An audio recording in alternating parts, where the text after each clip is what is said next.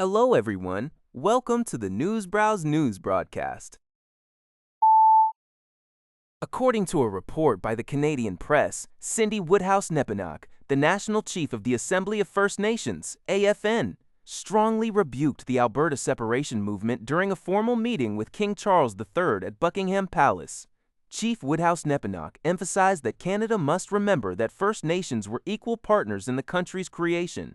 She asserted that this constitutional and historic relationship cannot be altered through mere political movements, stating that their sacred connection to the Crown will endure as long as the sun shines, the grass grows, and the river flows.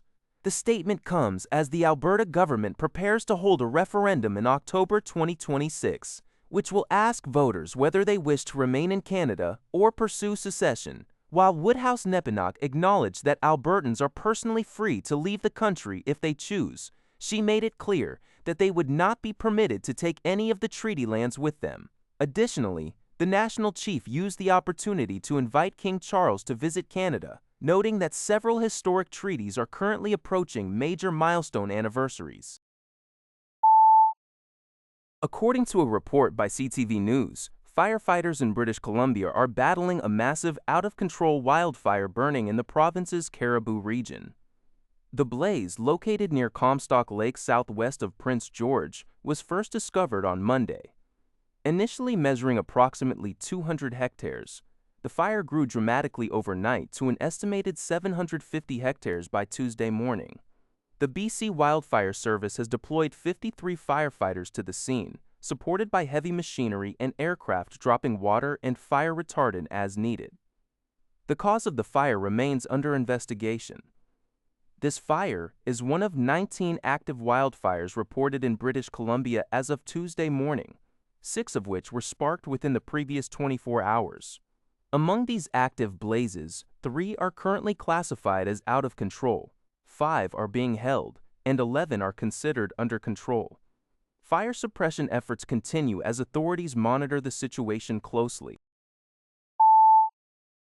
According to CTV News, the British Columbia provincial government has announced a significant improvement in rental affordability, with asking rental prices across the province dropping by 12.5% since August 2023. This decline marks 29 consecutive months of decreasing rental costs. Officials report that BC tenants are saving an average of $333 per month, amounting to nearly $4,000 annually. The drop is even more pronounced for apartments and condominiums, which saw average asking rents plummet by $650 per month over the same period. A 20% decrease. Alongside falling prices, the rental vacancy rate in British Columbia has improved dramatically, rising from a tight 0.9% in 2023 to 3.7% today. BC Premier David Eby credited these developments to the province's proactive housing policies, which include accelerating purpose-built rental construction by eliminating municipal roadblocks and enforcing a vacancy tax on empty units. While some private condo developments have stalled recently due to market shifts, the government remains focused on expanding rental stock to maintain downward pressure on prices. According to a report by the Canadian Press, a Quebec-based research team has identified a cellular mechanism that could halt the progression of amyotrophic lateral sclerosis, ALS.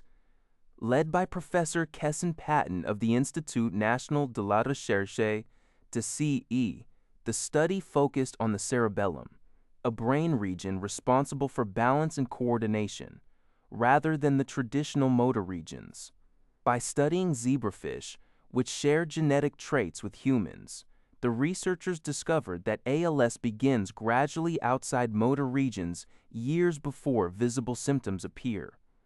They identified a decline in a gene responsible for an enzyme crucial to purine synthesis and DNA repair.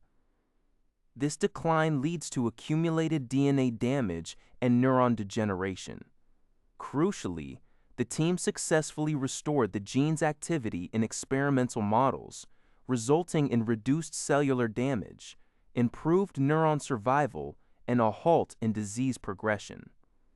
Published in the journal Brain, these findings could pave the way for earlier screening through cerebellar imaging and the development of new therapies for the 3,000 to 4,000 Canadians currently living with ALS.